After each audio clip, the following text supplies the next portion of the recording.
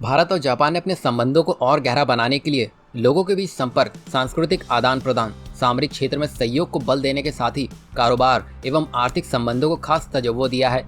विदेश मंत्रालय के एक अधिकारी ने बताया है कि दोनों देशों के द्विपक्षीय संबंधों में आर्थिक एवं कारोबारी रिश्तों का प्रमुख स्थान है और इसका उदाहरण हरियाणा के गुरुग्राम में 1982 में मारुति सुजुकी का गठजोड़ से शुरू होकर अब अहमदाबाद मुंबई के बीच चलने वाली पहली बुलेट ट्रेन परियोजना तक जाता है। साथ ही जापान भारत के आर्थिक विकास और सुनहरे भविष्य में सहभागी बना है। जैसा कि सब जानते हैं कि दुनिया के साथ साथ भारत में भी लॉकडाउन चल रहा है और भारत सरकार इस लॉकडाउन को धीरे धीरे चरणबद्ध तरीके से हटाने की प्रक्रिया में लगी हुई है।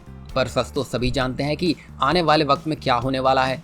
भारत में अभी भी प्रमुख इंडस्ट्रियल जोन में ताले पड़े हुए हैं और ये सिर्फ भारत की ही समस्या नहीं है, पूरी दुनिया इस संकट से जूझ रही है और दोस्त जापान की भी यही समस्या है। अगर आपको नहीं पता तो हम आपको बता देते हैं कि भारत में जापानी कंपनियों की संख्या बढ़कर 1400 से 1500 के आसपास हो गई है। अब इन्हीं सब फर्म्स को शुरू करने में जापान को दिक्कतों का सामना करना पड़ रहा है। इसी को लेकर जापान ने भारत से आग्रह किया है कि वह कोविड-19 की वजह से काम बंद कर चुकी जापानी कंपनियों को दोबारा काम शुरू करने में मदद करे। जिसके जवाब में भारत के विदेश मंत्री ने जापान को आश्वस्त किया है कि देश में धीरे धीरे उद्योग धंधों को पटरी पर लाने की प्रक्रिया शुरू हो गई है और जापान जैसे प्रमुख निवेशक देश की कंपनियों को भी जल्दी सामान्य कामकाज करने की छूट मिल जाएगी। जापान के साथ साथ भारत की भी सभी इंडस्ट्रियां काम करने लगे। भारत सरकार इसी कोशिश में जुटी हुई है। यहाँ हम आपको बता दें कि जापान ने भारत से जो मदद की दरकार लगाई है उसको भारत को पहले से स्थित जापानी कंपनियों को लिहाज से नहीं देखना चाहिए। जैसा कि आप सब जानते हैं कि चीन के वुहान वायरस की वजह से जापान ने अपनी सभी कंपनियों को चीन से निकलने के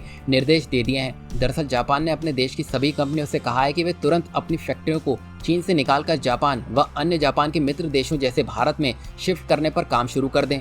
इसके लिए जापान ने अपनी कंपनियों को लगभग 2.2 अरब डॉलर की आर्थिक सहायता प्रदान करने का भी प्रस्ताव रखा है। और अगर भारत को भी ये सुनहरा मौका हाथ से नहीं जाने देना है तो भारत को भी जापान की चिंताओं पर ध्यान देना चाहिए। जैसा कि आप सब जानते हैं कि जापान की मारुति सुजुकी ने सब कुछ बदल दिया। वहीं अगर जापान की और भी कंपनियां भारत में आती है तो भारत को आगे बढ़ने से कोई भी नहीं रोक सकता है।